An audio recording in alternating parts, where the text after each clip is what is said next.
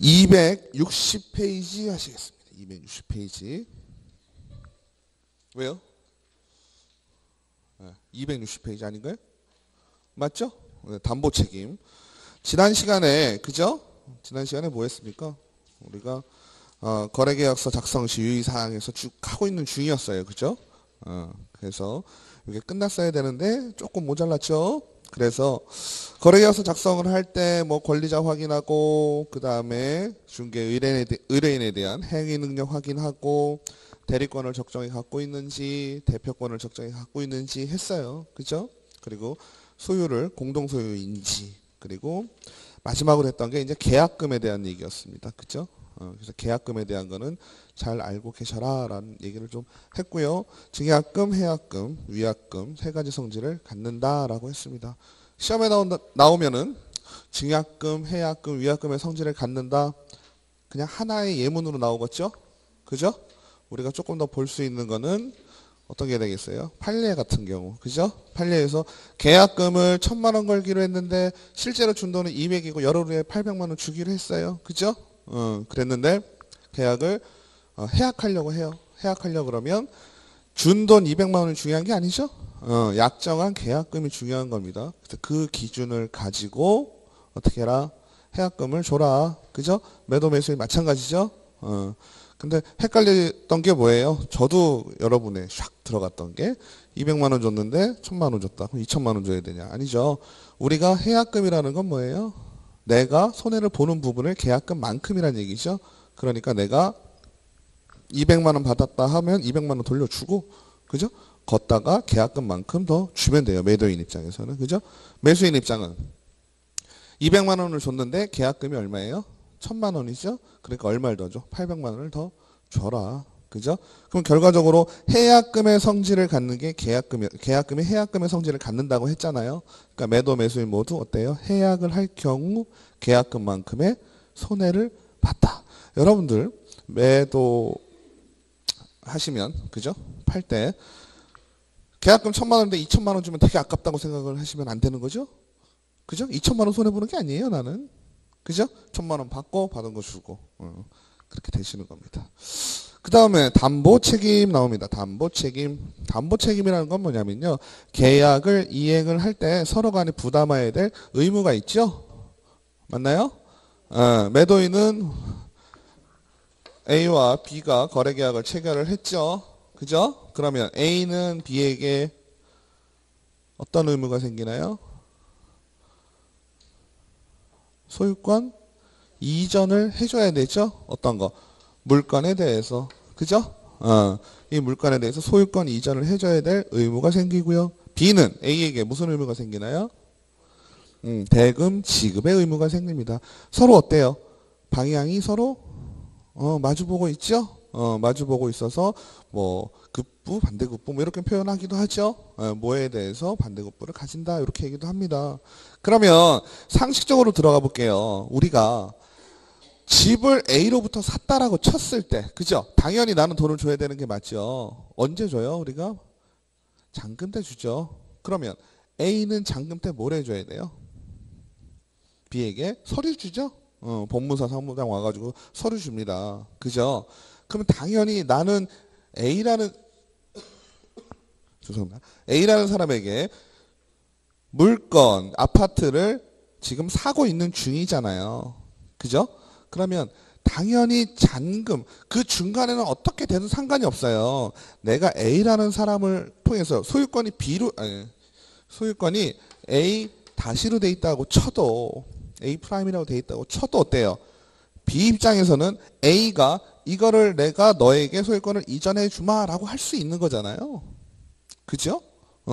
그러면 A가 B에게 최소한 잔금 시에는 그죠? 잔금 시에는 어때요? B에게 물건에 대한 소유권을 이전을 해줘야 되겠다는 얘기죠. 당연히. 그죠? 근데 예를 들어서 우리가 여러분들도 그런 경험이 있으신지 모르겠지만 그죠? 부동산 계약을 해놨는데 그죠? 설명을 들을 때는 뭐 자기가 어떻게 하겠다. 그죠? 내가 아니면 공동지분이라고 칠게요. A라는 사람이. 그래서 계약을 뭐 B를 데리고 와서 했다든지 뭐 여러 가지 상황이 있죠. 아니면 내가 이걸 매수해서 너에게 팔 거다라고 했다든지, 그죠? 아니면 여기 권리관계가 깨끗하다고 했는데 알고 보니까 권리관계가 복잡했고 경매에 들어가서 내가 인도를 받을 수 없게 된 상황, 소유권 이전을 받을 수 없게 된 상황들, 이런 게 발생할 수도 있죠. 맞죠? 그러니까 그러한 우리가 이 물건에 대해서 A가 책임지는 것을 담보 책임이라고 한다라고 하는 겁니다. 그래서 보시면 책에 매매계약이 유효하게 성립하면 매도인은 매수인에게 매매의 목적물인 재산권을 이전할 의무를 가지게 된다라고 되어 있어요. 근데 이러한 권리에 객체인 물건에 흠 내지 불완전한 점이 있을 경우 매도인은 민법 570조 이하의 책임을 지게 되는데 이를 담보 책임이라고 한다라고 했습니다. 그죠? 260페이지 중간에 있죠? 뭐 민법 시간에 배우셨을 수도 있죠. 어쨌든 다 이어지는 거죠. 그래서 담보 책임의 성질은 매매 계약의 유상성에 비추어 급부와 반대급부의 균형을 유지할 필요에 의해서 인정되는 법정 책임이고 무과실 책임이다. 그죠? 과실이 없어도 책임이 있는 거예요. 그래서 그거는 좀 보시면 되고 어떤 유형이 있는지 한번 볼게요. 261페이지에 4번 유형 있죠? 거기다가 별표 하나 쳐주세요. 그 다음에 네모 박스를 조금 칠 거예요. 타인의 권리가 매매의 목적물일 경우 매도인은 그 타인의 권리를 취득해서 매수인에게 이전할 수 없는 경우에 매수인은 선악의를 불문하고 계약을 해지할 수 있고 특히 선의의 매수인은 손해배상까지 청구할 수 있다. 그리고 선의의 매도인에게도 해제권이 인정된다라고 되어 있어요. 이게 무슨 얘기일까요? 매매 목적물이 누구 거예요? A 거예요? A 게 아니죠? 그죠? A 게 아니고 A 게 아니고 A 프라임 거죠. A 게 아닌데 A 프라임 거를 A가 판다라고 했을 때는 B가 알고 있을까요? 모를까요? 알고 있겠죠? 모를 수도 있고요. 그죠? 알면 뭐예요?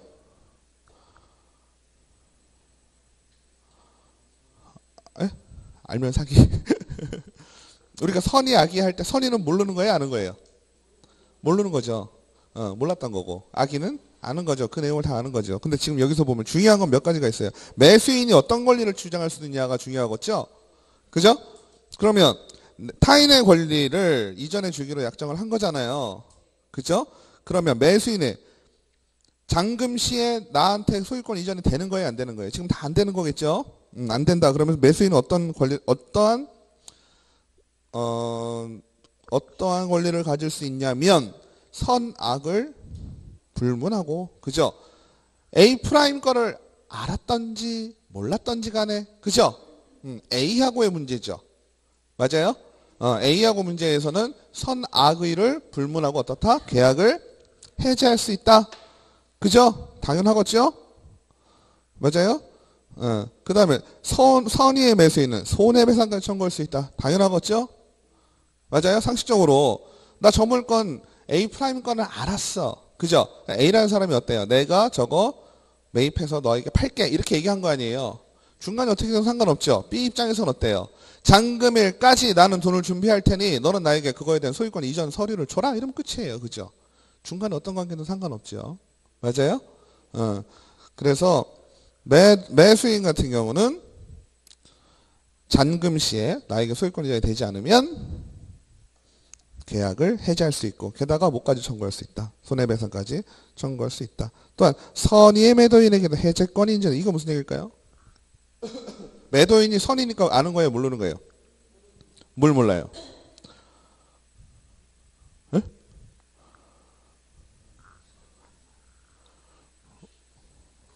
선의의 매도인에게도 해제권이 인정된다. 이거는 뭘까요? 네? 지금은 등장인물이 어떻게 돼요? A, B죠? C는 신경 쓸 거 없죠? C는 신경 쓸 거 없고 물건이 등장을 하고요. 그 다음에 또 뭐가 등장을 해요? A 프라임이 존재를 하죠. 그죠? 그러면 A가 B하고 계약을 체결할 때는 어땠겠어요? A 프라임에게 동의를 얻어서 했다라고 볼까요? 어떨까요?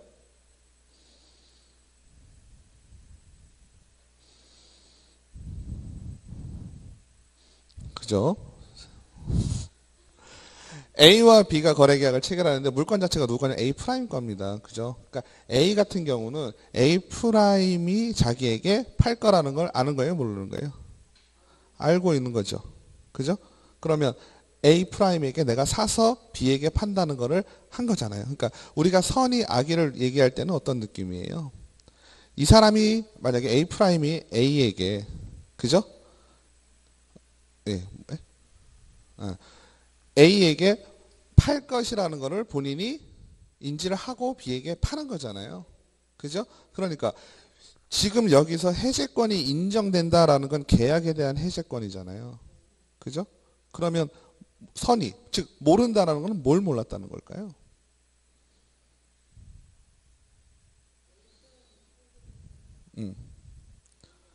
그렇죠. 그러니까 A 자체도 어떻게 보면 뭐가 없다는 얘기예요? 과실이 없다는 얘기죠. 그죠? B가 어때요? 이 상황을 다 인지를 하고 있는 상황이니까. 아시겠죠?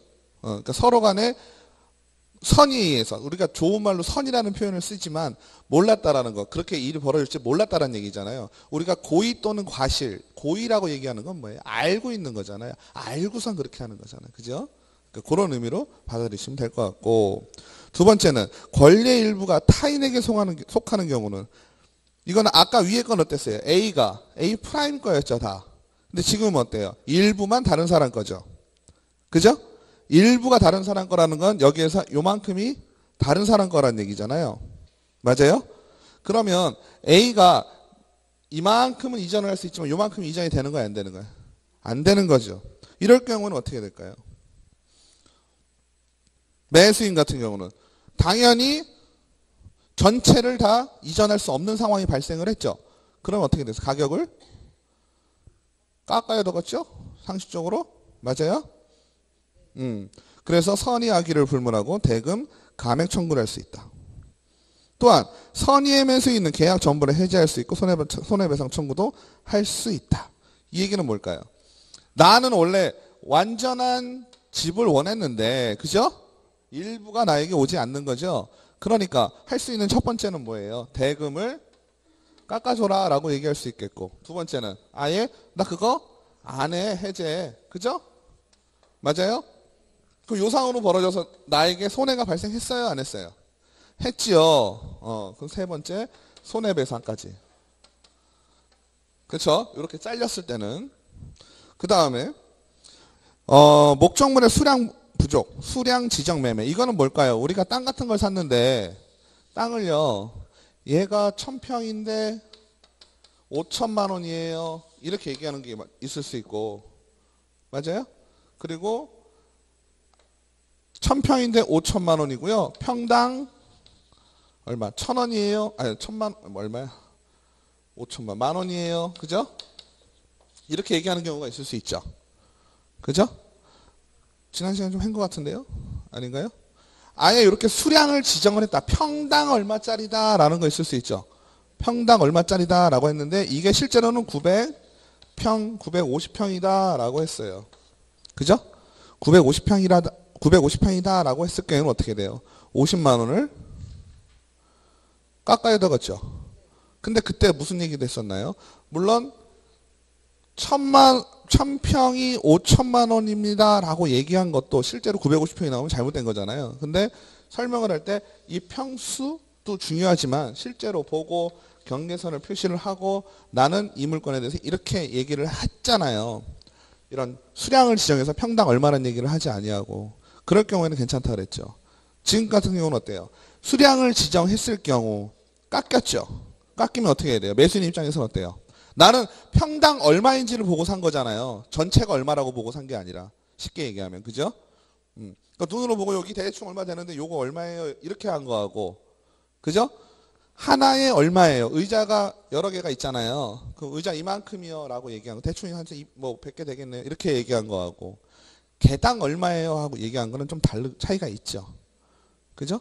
그래서 이런 식으로 수량을 지정을 했는데 목적물의 수량 부족이나 혹은 멸실 그죠?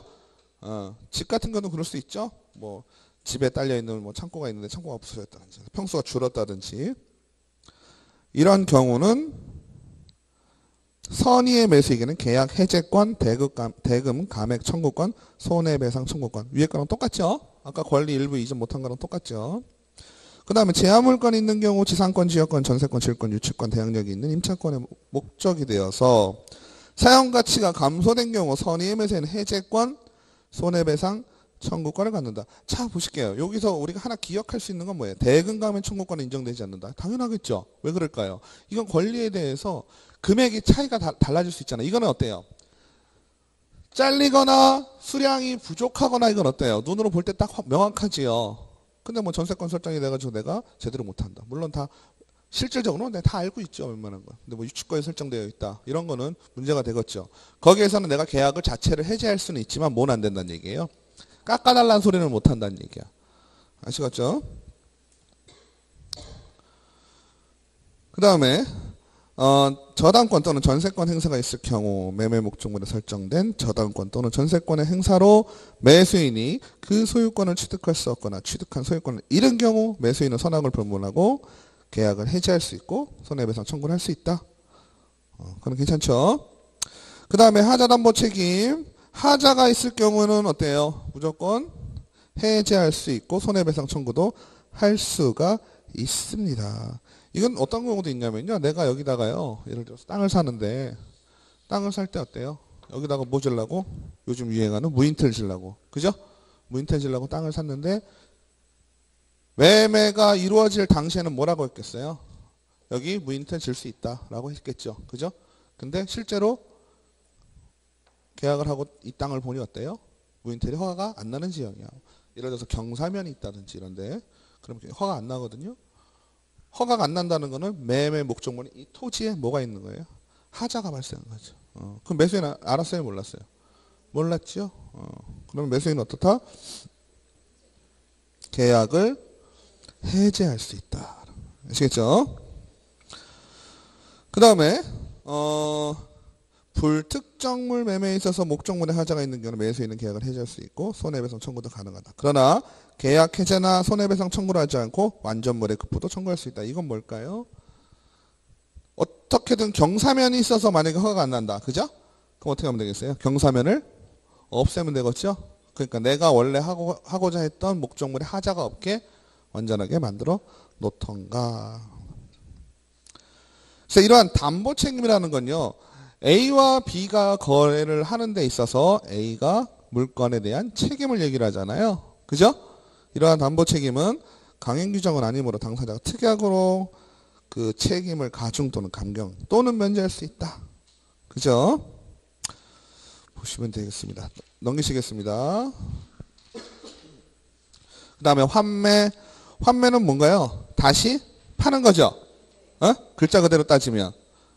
왜 그럴까요? 다시 팔게 된 이유가 뭘까요? 내가 지금 당장 돈이 급해요. 그죠? 내가 당장 돈이 급해서 돈을 빌려야 되는데 아니면 내가 가지고 있는 부동산을 팔아야 되는데 내가 가지고 있는 부동산 물건이 어떤 거예요? 너무 아까운 거야. 그죠? 나는 여기 계속 갖고 있고 싶은데 지금 돈이 너무 급하니까 잠깐 딴 사람에게 파는 거죠. 팔았다가 어떻게 하는 거예요? 내가 일정 시간에 다시 얼마에 사겠다라고 환매 특약 등기를 하는 거죠. 그러면 내가 얻는 이득은 뭘까요? 나는 내가 좋아하는 그 물건을 일정 시간이 지나고 다시 회수할 수가 있죠. 그죠? 그러면 그걸 잠깐 사가는 사람은 어떨까요? 그거에 대한 이자 부분이 생기겠죠. 확실하겠죠. 맞나요? 그리고 물건이 좋으면 그죠? 그걸 다시 잠깐 가지고 있는 사람도 어때요? 쉽게 얘기하면 우리 뭐 담보등기 이런 거 있잖아요. 담보등기하고도 비슷하죠. 그것도 어때요? 실질적으로는 담보등기를 하면 내가 그 물건을 사용은 하는 거죠. 등기는 나한테로 오지만 하지만 원래 주인이 사용은 하잖아요. 맞아요? 사용을 하고 담보물에 대해서 내가 그걸 다시 사는 거잖아요.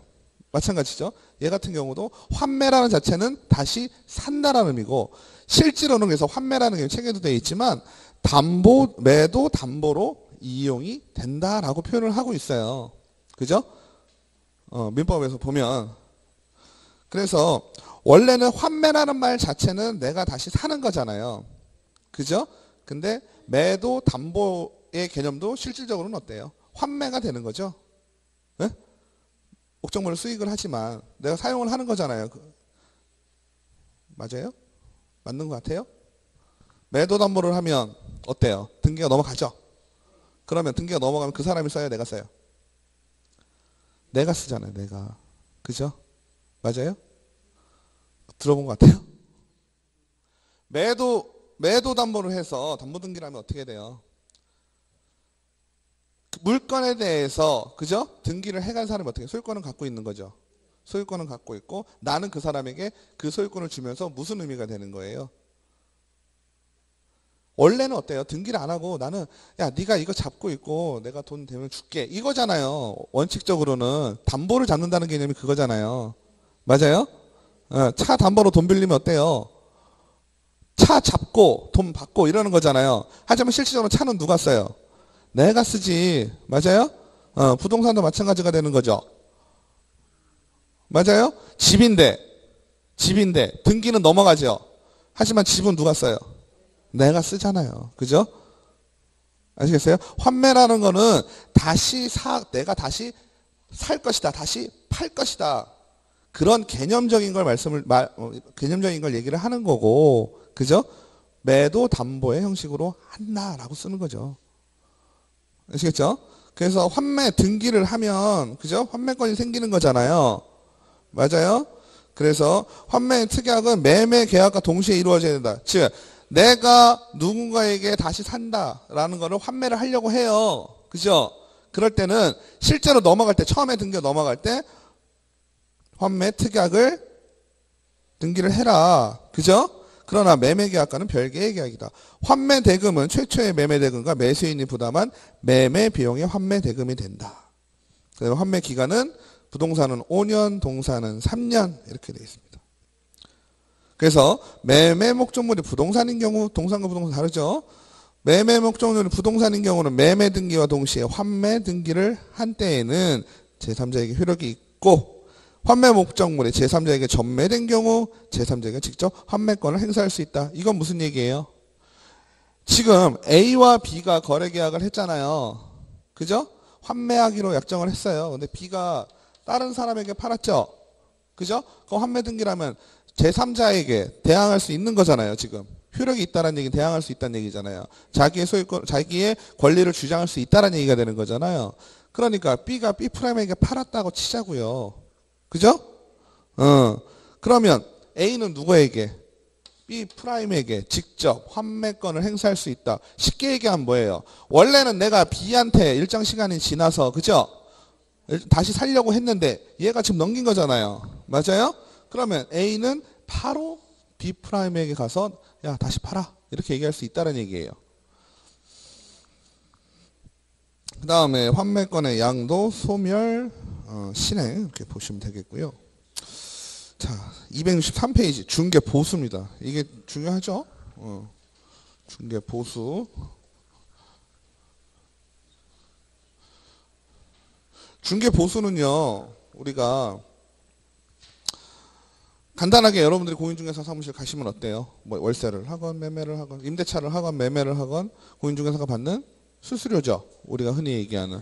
그죠? 수수료는 금액도 중요하고 시기도 중요하고 그죠?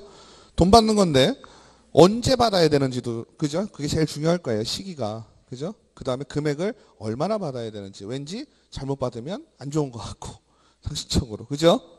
근데 우리가 앞에서도 많이 얘기를 했습니다. 중개보수에 대해서는 중요성이 있기 때문에. 근데 법에서는 뭐라고 나오냐면 중요한 건 우리가 A와 B와 C 이 세 가지를 생각을 할 때 그죠? C가 지금 뭐라고 있는 거예요? 알선한다 그랬죠? 알선이 우리가 중개라 했습니다. 그죠? 중개를 하면 이 알선의 끝은 뭐예요? 오, 정답이신데요. 알선의 끝은 어디냐면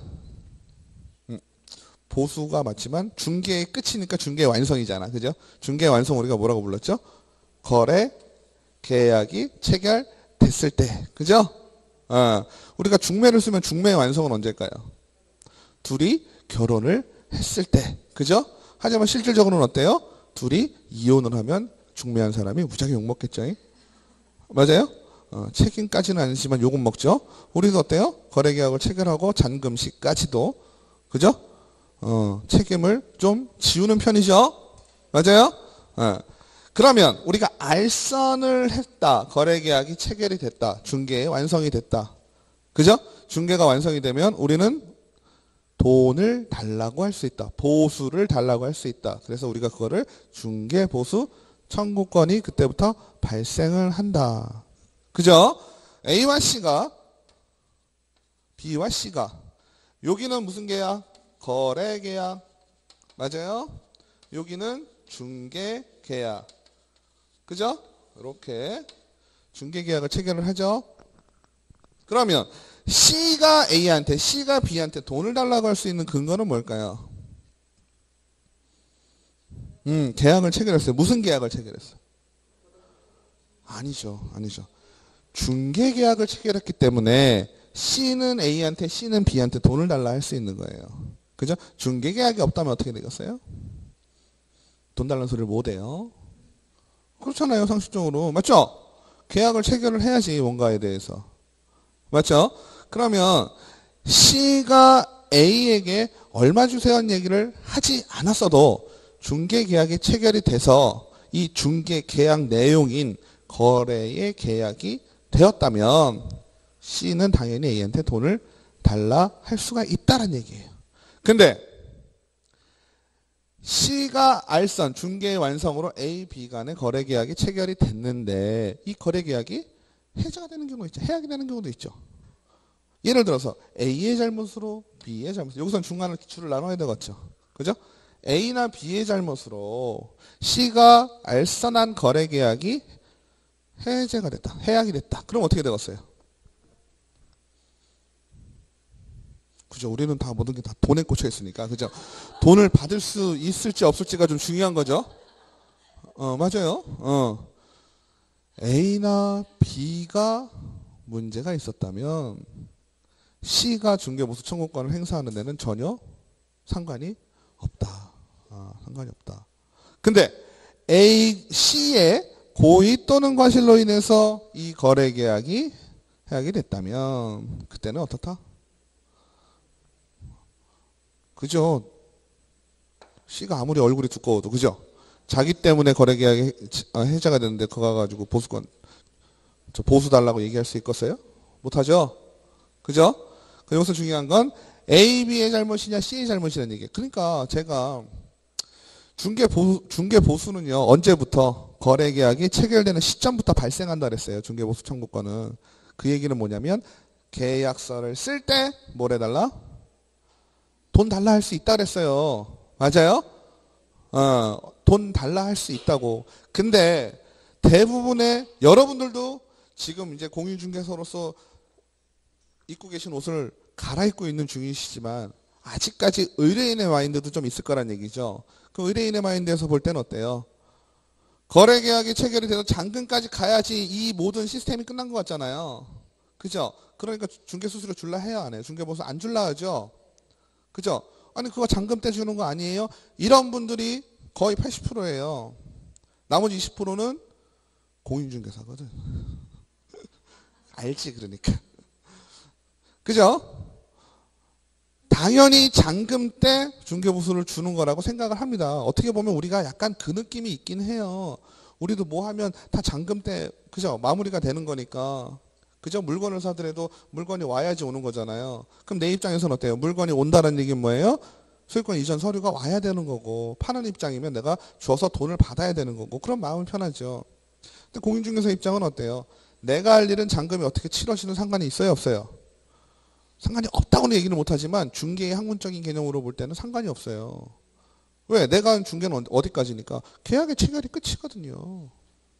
그죠? 그래서 원래 이때부터 중개 보수가 청구권이 발생을 하는 건데 법에서 뭐라고 돼 있을까요? 알아서 협의해서 받으라고 돼 있어요. 잔금식까지. 그죠? 근데 협의라는 건 뭐예요? C와 A가 협의를 하는 거잖아요. 그러니까 협의를 잘 하세요. 언제 받는 걸로? 계약할 때로. 아시겠죠? 계약할 때 받는 걸로 하시는 게 좋다. 왜 그럴까요? 계약이 해제가 되면, 해약이 되면 못 받아요. 못 받는다는 건 뭐예요? 달랏소리를 못 한다는 거예요. 그죠? 특히 누구한테? B한테. 그죠? 거꾸로 뭐 A가 2천만 원을 물어, 1,000만 원 걸었는데 2천만 원 물어줬다. 그럼 얘한테 받을 수 있고 한쪽밖에 좀 못 받죠. 왜? 누군가는 아까 얘기했던 해약금 받았을 거 아니에요. 그죠? 계약금만큼 해약금을 누군가는 받았을 거 아니야. 그만큼이 왔다 갔다 하는 거니까. 일반한테는 받을 수 있겠지만 다른 사람한테 원래 못 받게 되겠죠. 그죠? 이게요 30만 원 50만 원이면 아유 그래 나 그 돈 없어도 살아. 수수료가 만약에 뭐 1억이다. 소송 가요. 100%. 그죠? 소송 갑니다. 나의 귀책이 아닌 너의 귀책으로 계약이 해지됐는데 수수료만 1억짜리가 있을 수 있죠. 그죠? 100억짜리면 1억 하겠네. 맞죠? 0.9%니까 그렇게 되거든요. 그럴 경우에는 이거는 뭐 나 그거 없어도 사는 건 아니잖아. 그때 되면 그거 있으면 행복하게 살잖아. 그죠? 그래서 그땐 소송 갑니다. 아시겠죠? 그래서 이 시스템에서 우리가 중요하게 생각해야 되는 건 청구권이 어떻게 생기는지 그리고 누구한테 청구할 수 있는지 이런 거예요. 그래서 법을 잠깐 보시면요. 32조예요. 개업공인중개사는 중개 업무에 관하여 중개일행으로부터 소정의 보수를 받는다. 다만 개업공인중개사의 고의 또는 과실로 인하여 중개일행 간의 거래행위가 무효, 취소 또는 해제된 경우에는 그러지 아니하다. 이 얘기는 뭐예요? 받을 수 있지만 네가 잘못하면 못 받는다. 이거예요. 네가 잘못해서 네가 완성시킨 거래계약이 해제가 되면 못 받는다. 그 다음에 이게 2번도 중요합니다. 개업공인중개사는 중개, 의뢰인으로부터 중개대상물의 권리관계 등의 확인 아니면 규정에 의한 계약금 등의 반환 채무이행 보장에 소요되는 실비도 받을 수 있다. 그죠? 실비 근데 받는 데 있다 그랬어요? 없다 그랬어요? 별로 없어요. 받았다가는 700원 받았다가는 욕해요. 그 다음에 보수의 지급 시기는 대통령령으로 정한다 했어요. 그래서 아까 얘기했던 보수의 지급 시기 대통령령에 나와 있는 건 중개 완성해서 잔금 때까지 당사자가 알아서 받아라. 옛날에 그게 없었어요. 옛날에 그게 없었으니까 우겼어요. 우리가. 우겼어요. 어떻게 우겼어요? 중개가 완성되는 시점은 계약이니까 지금 내셔야 됩니다. 라고 우겼어요. 협회에서도 그렇고. 근데 대통령령으로 나와버렸어요. 그래서 좀 안타까워요. 그 다음에 주택의 중개에 대한 보수와 실비의 한도 등에 관한 필요한 사항은 국토부령이 정하는 범위 안에서 시도 조례로 정하고 주택 외의 중개 대상물의 중개에 대한 보수는 국토교통부령으로 정한다. 중요합니다.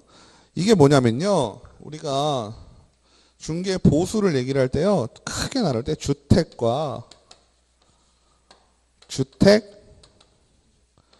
외로 나눌 수가 있어요. 크게. 아시겠죠? 그러면 주택은 여러분들이 다 아시는 거죠? 공동주택, 단독주택 다 포함이 됩니다. 그죠? 그러면 주택 외에는요. 오피스텔과 그 일행들로 나눠요. 아시겠죠? 근데 주택 같은 경우는 어떻다 그랬어요?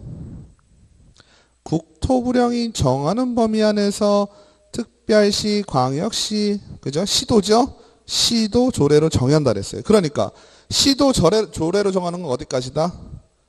주택일 경우. 아시겠죠?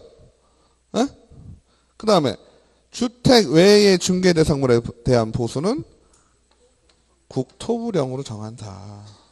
아시겠죠?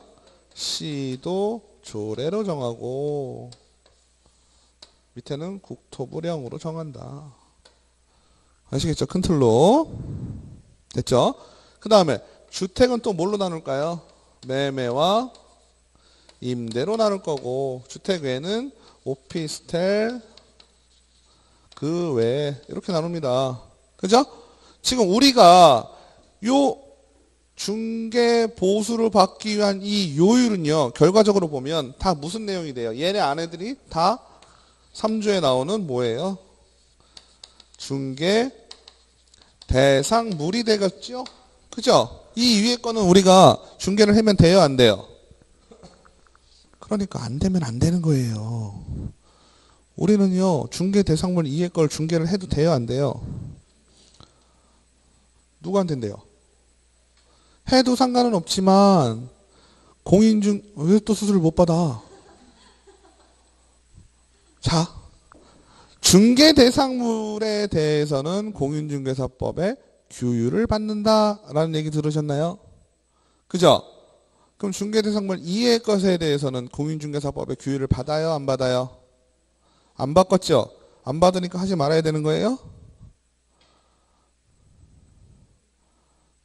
민법으로 풀어요? 그것도 좋은 방법입니다. 자, 아직 이게 머릿속에 전반적인 개념이 딱 안 잡힌 거죠. 자, 보실게요.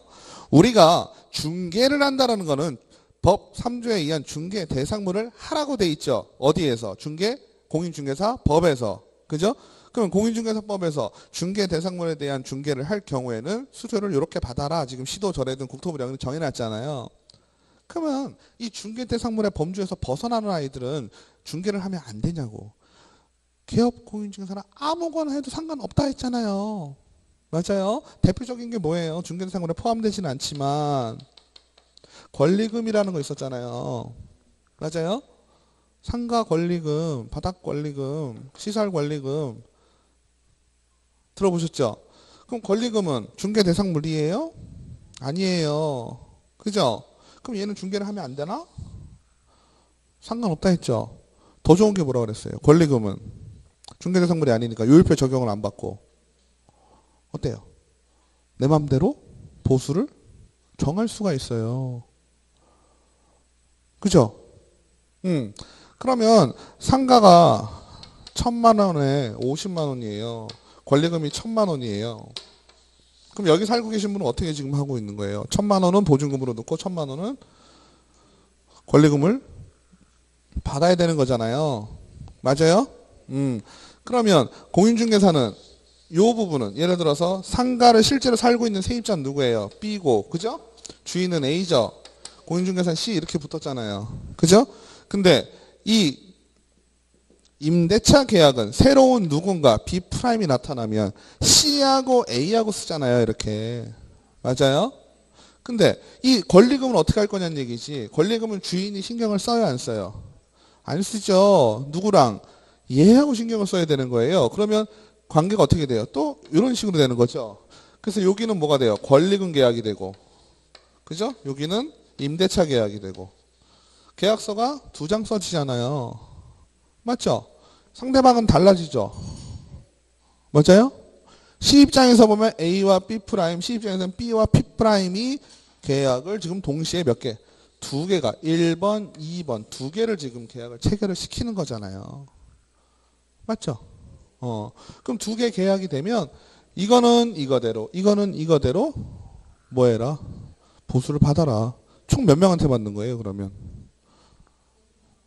1, 2, 3. 3명한테 받는 거지. 그죠? 근데 우리가 상식적으로 어떠냐면 권리금에 대한 수수료는 매수인의 상식적이라기보다 일반적으로 현실적으로 권리금에 대한 수수료, 즉 보수는 매수인 아니면 임차인에게 받나요? 못 받나요? 못 받죠. 누구한테 받아요? 전 임차인에게 받죠. 매도인이 아니죠. 전 임차인에게. 그죠? 새로운 임차인에게는 못 받고 전 임차인에게 받죠. 그럼 수수료의 수준은 어느 정도 될까요? 현실적으로 얼마 정도 되시겠어요? 여러분들이 가게를 만약에 오픈을 하신다. 그죠? 권리금 내고 들어가셨어. 한 3천만 원 권리금 내고 들어가셨으면 여러분은 그거에 대해서 수수료를 안 내죠. 맞아요? 근데 이미 거기에 수수료가 포함되어 있겠죠. 3천만 원은 얼마 정도 할까요? 5%? 5%는 얼마예요? 150만 원? 3천만 원인데 150만 원 받고 하시겠어요? 나중에 중개를? 일반적으로 최소한 10% 이상입니다. 그죠? 중개 수수료는 얼마였어요? 0.9% 이내예요. 무조건. 이걸 넘을 수가 없어요. 어떤 종류, 여기 나오는 이 종류들 있죠? 이 종류 등 중에서 0.9%를 넘을 수가 없어요. 그럼 10%는 몇 배예요? 10배가 넘네요. 그럼 뭘 해야 되겠어요?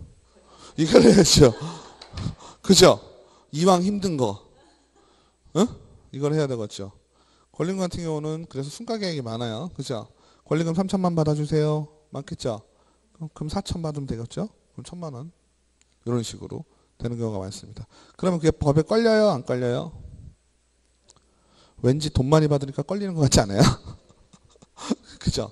돈 많이 받으니까 걸리는 것 같죠? 중개법엔 안 걸려요. 다만 뭘 잘하셔야 돼?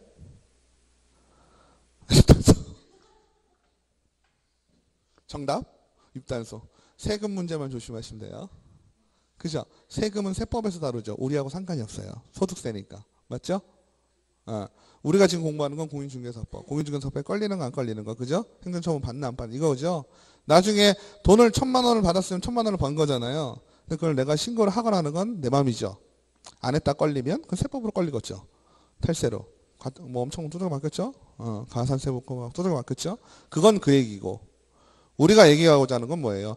중개대상물 이외의 거니까 중개보수의 요율을 적용받는다 안 받는다? 받지 않는다. 아시겠죠?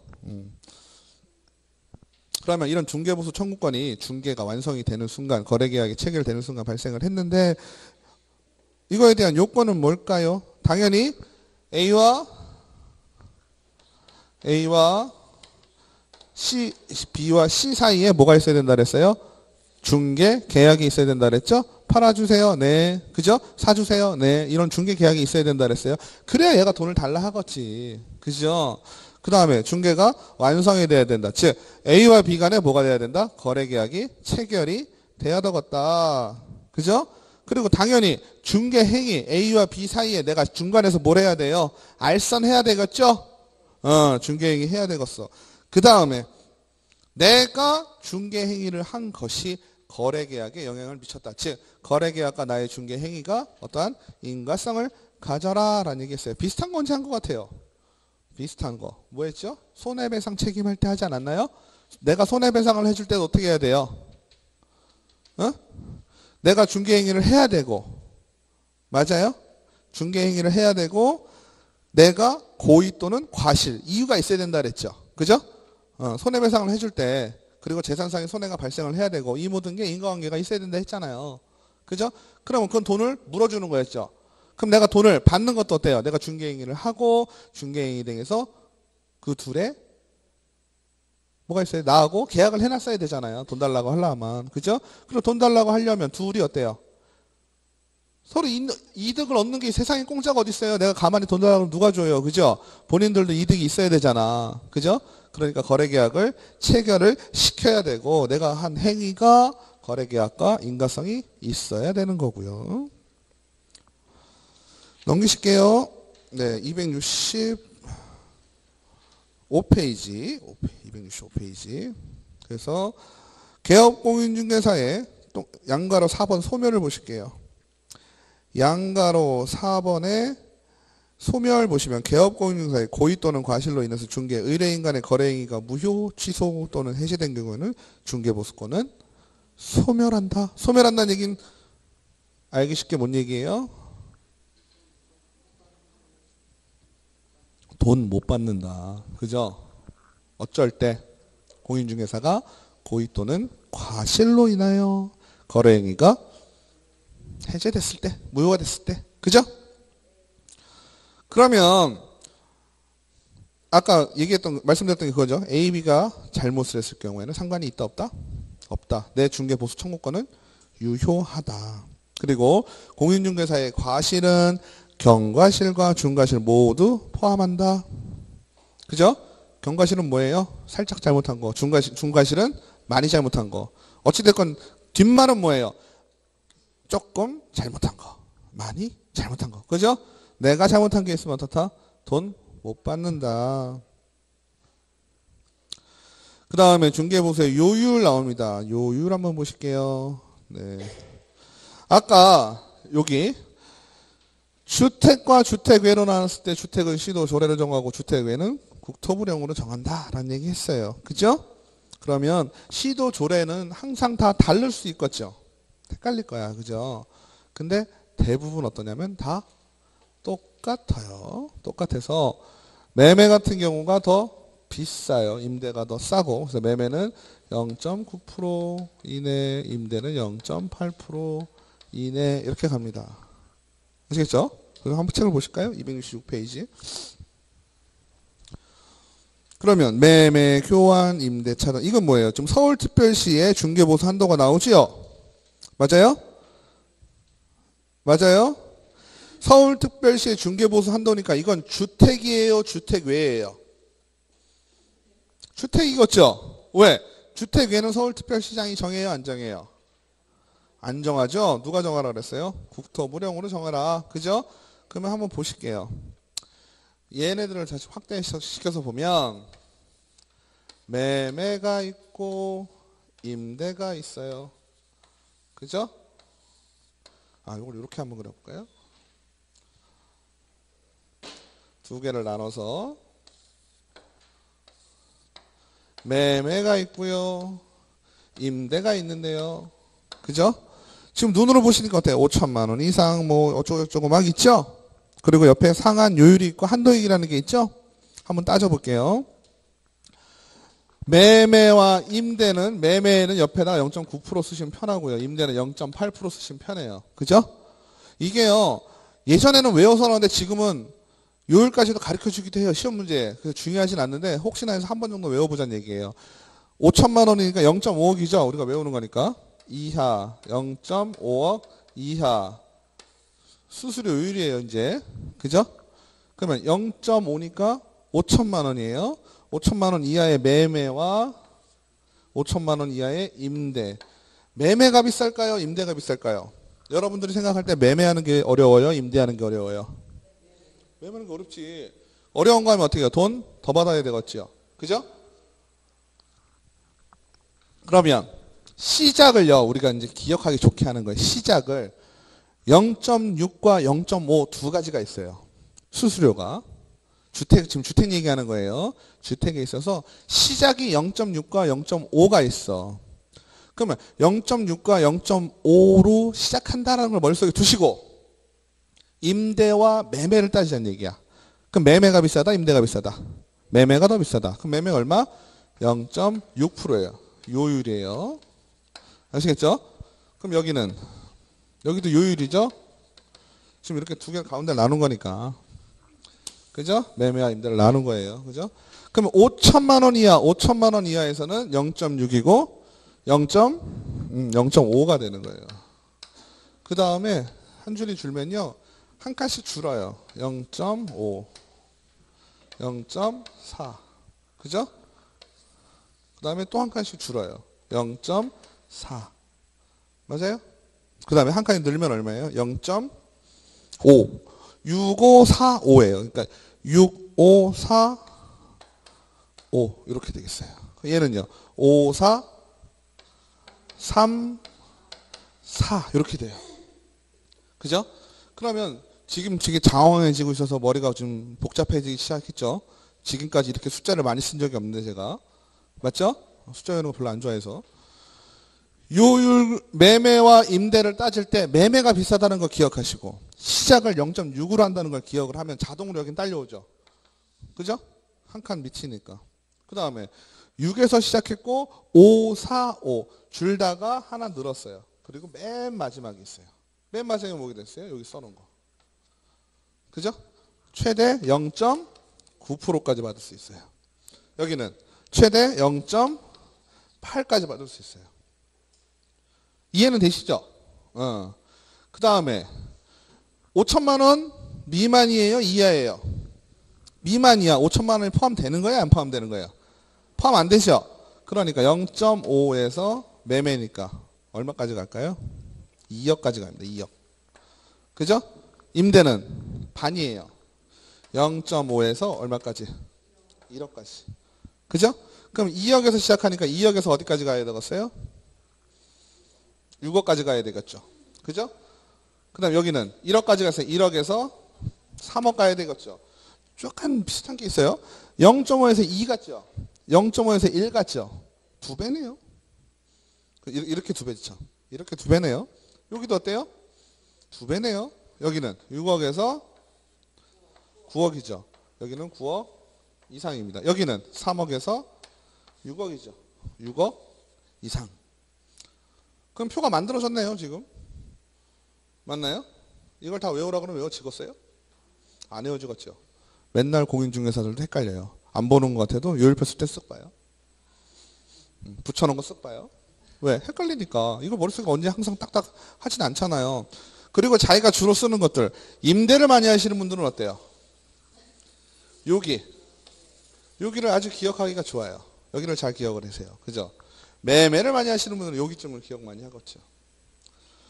이것저것 아니고 주택 말고 주택 아닌 것들 하시는 분들은 요거밖에 몰라요. 0.9. 딴 거 몰라요. 근데 여기서 재밌는 게 뭐냐면 어찌됐건 이렇게 됐다고 치면 자 볼게요. 5천만 원에 0.6%면 얼마일까요? 5, 6에 30 5천만 원짜리를 매매를 했으면 아니 5천만 원 미만이잖아요. 5천만 원 포함 안 되죠. 4천만 원짜리를 할까요? 4천만 원짜리를 했다 그러면 4, 6에 24 그러면 4,500만 원짜리면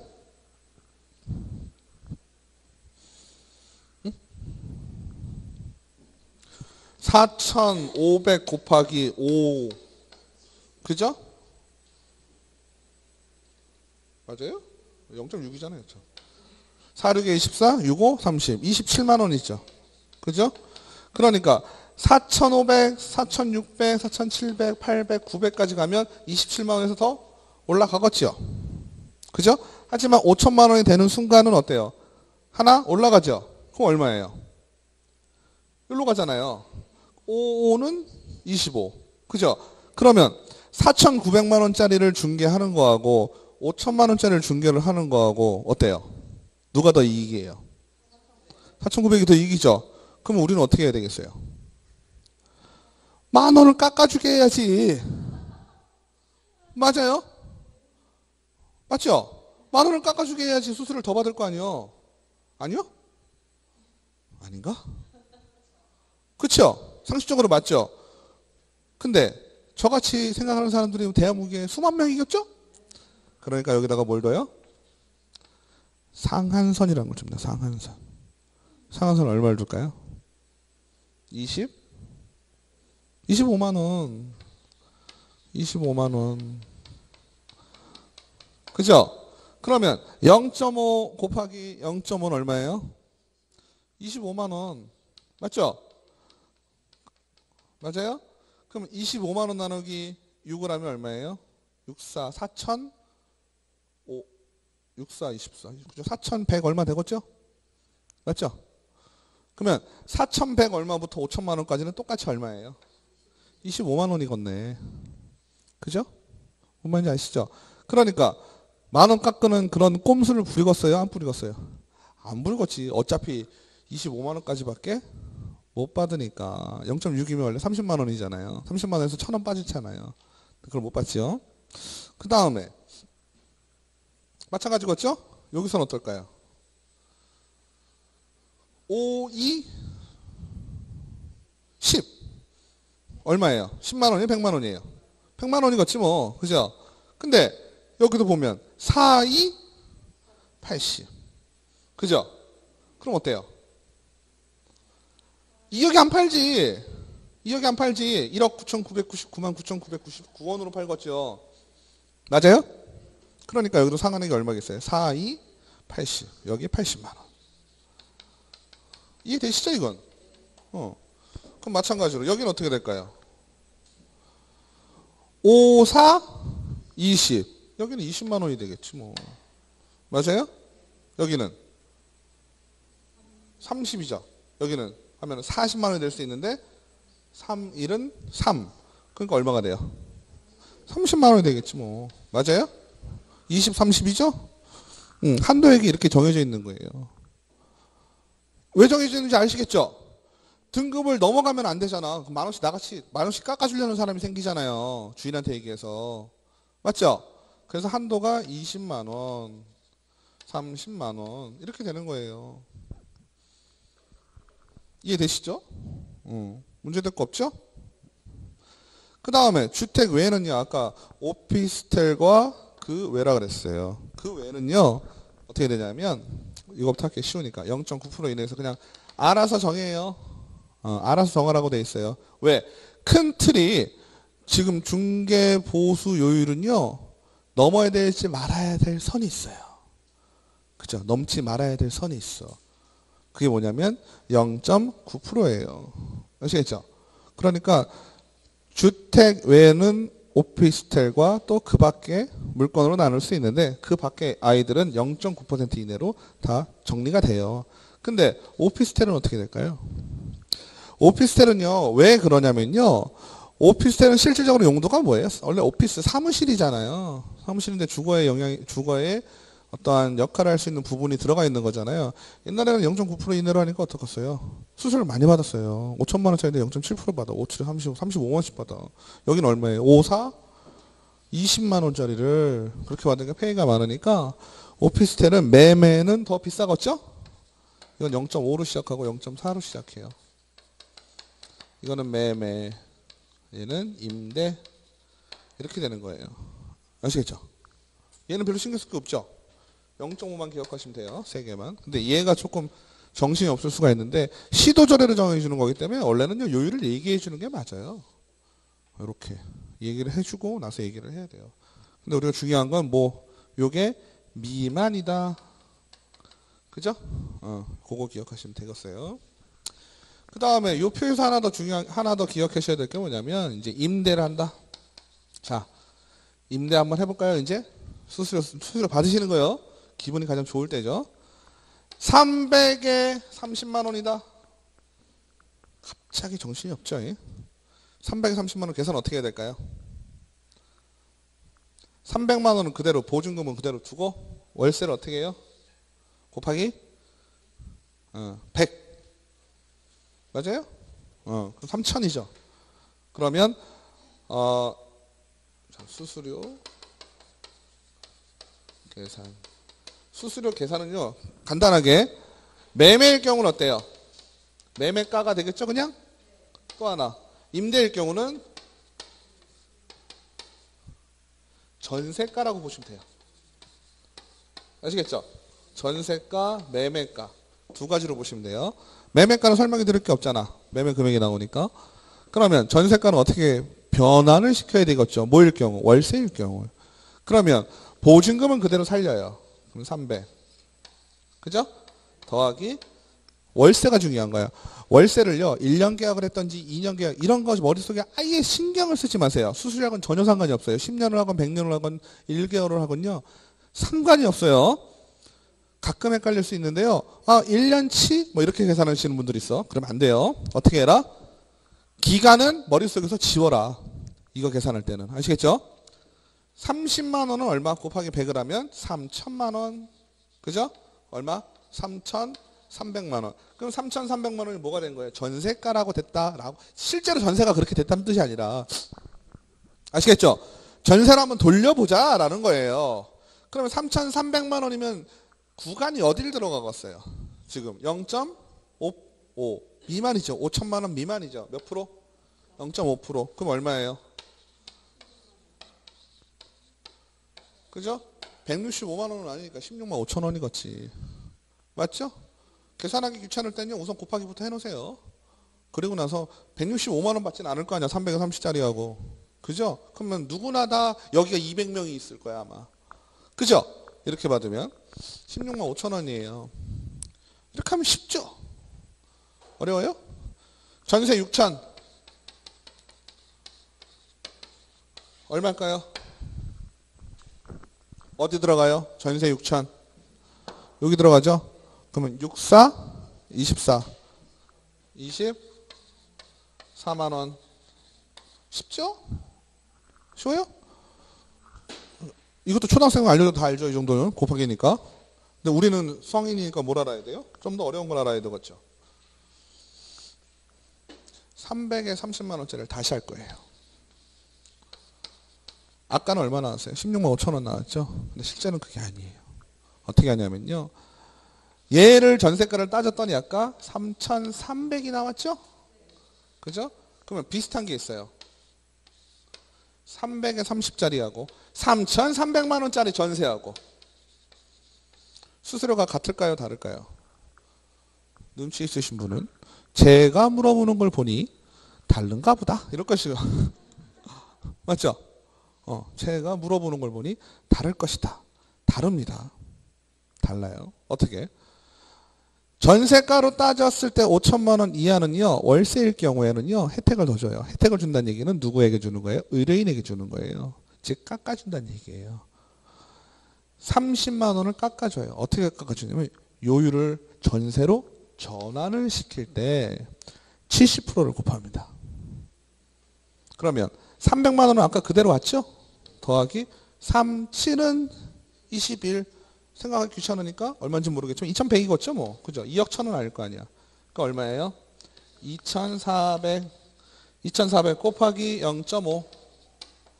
맞죠? 5, 20, 5, 4, 20. 얼마요? 10. 2만 원이겠지. 120만 원 아니니까. 맞죠? 얘는 얼마였어요? 16만 5천 원. 그죠? 그러면 저 같은 사람은 어떻겠어요? 월세 안 놓겠죠? 이렇게 됩니다. 아시겠죠? 근데 중요한 건 우리가 자주 까먹는 게 뭐냐면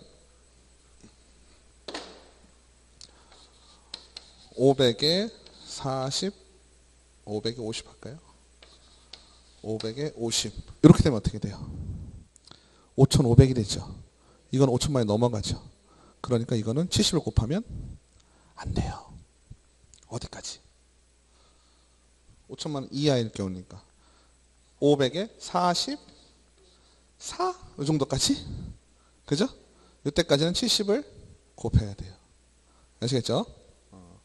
전세도 마찬가지입니다. 전세도 4,900이다. 그러면 저걸로 가지만 5천이 되는 순간부터는 하나 올라가는 거예요. 5천만 원짜리 전세는 0.4%예요. 중요한 건 뭐예요? 아까 500에 44만 원도 얘는 따지면 될까요? 47에 28, 28이죠. 308이네요. 3,500이 되는구나. 신경 쓸 게 없네요. 이걸 조심해야 돼요. 이거. 아시겠죠? 한도액. 제가요 정말 당황스러웠던 게 한도액을 알고 있는 일반인을 만났어요. 한도액을 알고 있는. 대박이었어요. 와가지고 뭐 월세 신경도 안 쓰니까 요표도 잘 그냥 제가 수업할 때는 이렇게 알지 뭐 신경 많이 안 쓸 거 아니에요. 0.5%예요. 그냥 이랬다고. 그랬더니 얼마냐고 얼마라고 그랬더니 그거 한도 있는 거 아니에요? 아 맞다고. 5천만 원이 20만 원이라고. 제가 한 방 먹었죠? 그죠? 그런 분들이 있어요. 민간인들이. 제가 보기엔 공부 좀 하신 분이야. 그죠? 오피스텔은 그냥 상관없어요. 70%? 70% 곱하는 건 싹이에요. 싹. 70% 곱하는 거는 오피스텔이건 상가든 뭐든 그 외에 이건 상관이 없어요. 임대는 5천만 원 이하면 무조건 다 70% 곱해주는 거예요. 상식적으로 생각하면 뭐냐면요. 우리가 이걸 구할 때 5천만 원 이하짜리는 어때요? 우리가 약간 서민이다라고 봐주는 거예요. 이해를 그렇게 하시면 돼. 아시겠죠? 그러니까 조금 더 깎아준다. 그 다음에 중요한 건 아까 12만 원이던 16만 5천 원이던 여기에 뭐가 해요? 뭐라고 표현해야 돼요? 별도. 아시겠죠? 부가세는 별도예요. 이렇게 말씀하셔야 돼. 그러면 아까 20만 원이니까 얼마가 되겠어요? 4천만 원짜리 전세일 경우 4천짜리 전세일 경우 4천 곱하기 얼마? 0.5% 얼마예요? 20만 원 곱하기 얼마? 그죠? 얼마예요? 22만 원. 지금 한도에 넘었어요? 안 넘었어요? 넘었죠? 문제가 될까요? 안 될까요? 상관없어요. VAT는 따로 계산하는 거예요. 그냥. 아시겠죠? 별도니까 한도액을 넘건 뭘 하건 상관이 없어요. 그러니까 우리가 최대 받을 수 있는 수수료율은 얼마일까요? 종류에 상관없이 0.99%까지 받을 수 있겠죠? 물론 0.09%는 어때요? 나도 어차피 부가세 내야 돼요. 맞죠? 부가세는 어차피 내야 돼요. 부가세는 내 것도 아니고 네 것도 아니라 하잖아요. 네, 부가세를 설명할 시간이 있으면 좋은데 아무튼 그렇습니다. 근데 중요한 건 제가 지금 여기 오피스텔 말씀드렸었죠? 그 오피스텔 기준이 있지 않을까요? 그죠? 오피스텔이라고 얘기할 수 있는 기준은 뭘까요? 면적이 있어요.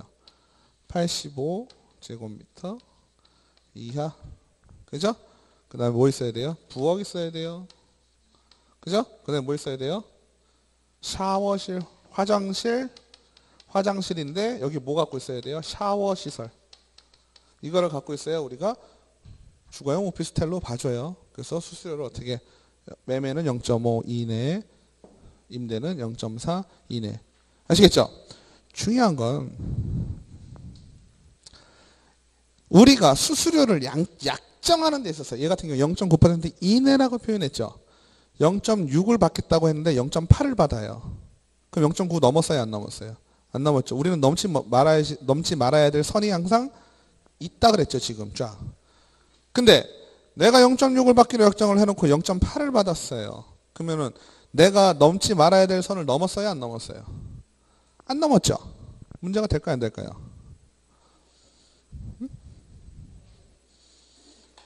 문제는 안 되는 것처럼 보이지만 내가 약정한 건 어때요? 그죠? 내가 약정한 거, 내가 얼마를 받겠다라고 해놓은 거를 넘은 거죠. 이게 무슨 얘기냐면 중개 요율표라는 거 이렇게 있다 그랬잖아요. 그죠? 요율표가 있으면 맨 밑에 나는 어느 한도를 넘지 않겠습니다 라고 요 가로 표시되어 있는 게 있어요. 여기다가 손으로 쓰거든요. 나는 뭐 0.6 넘지 않아요. 이렇게 얘기하려면 얘네들이 다 의미가 없어져요. 그죠? 어디까지요? 여기까지. 얘네들은 받질 못해요. 왜? 나는 0.6 이상은 안 받는다고 한도를 정해놨으니까. 아시겠죠? 법에선 더 받아도 되지만 내가 그래? 그럼 나는 1.0으로 할까? 이건 어때요? 넘지 말아야 할 선을 지가 넘으면 안 되는 거죠. 아시겠죠? 그러니까 최도 여기 가면 다 뭐라고 써있겠어요? 0.9라고 써있겠죠. 아시겠죠? 중개수수료 얼마예요? 물어보면요. 한마디로 대답하면 0.9 이하에서 알아서 해요. 이렇게 얘기해야 돼요. 기본은. 아시겠죠? 수수료가 얼마예요? 그러면 0.9% 이내인데요. 종류에 따라 달라요. 이렇게 얘기하시는 거예요. 아시겠죠? 취득세가 얼마예요? 물어보면 어떻게 얘기해야 돼요? 세법 배우시고 계시죠? 취득세 몇 프로예요? 부동산은? 잘 모르죠? 모르는 게 정상이에요. 한 바퀴도 안 돌았는데. 그죠? 숫자는 외우면 안 돼요. 4%입니다. 4%. 4%라고 얘기하는 게 정상이에요. 왜? 자기가 이제 아파트를 사봤거든. 1억짜리, 2억짜리 샀는데 한 100얼마 낸 것 같은데. 이러죠? 맞죠? 그 정도 내셨을 거예요, 지금. 100얼마, 200만 원 안 낸 것 같은데 한 1.몇% 되나 보다. 안 되죠? 아시겠죠? 취득세가 얼마예요? 물어보면 4%예요. 하지만 종류에 따라 달라요. 아시겠죠? 주택 같은 경우는 더 재밌어요. 주택은 옛날에 다 4%였겠죠. 주택은 2% 내려줬다가 1% 내려줬어요. 그랬더니 사람들이 2% 내려줘도 고마움을 몰라요. 익숙해지니까. 또 내렸는데 또 몰라요. 그래서 지금 바뀌었죠. 구간마다 다릅니다. 1, 2, 3%죠. 그 다음에 시간이 너무 많이 갔네요. 그렇죠? 어차피 뒤에 내용이 있으니까 조금 쉬었다 할게요. 네.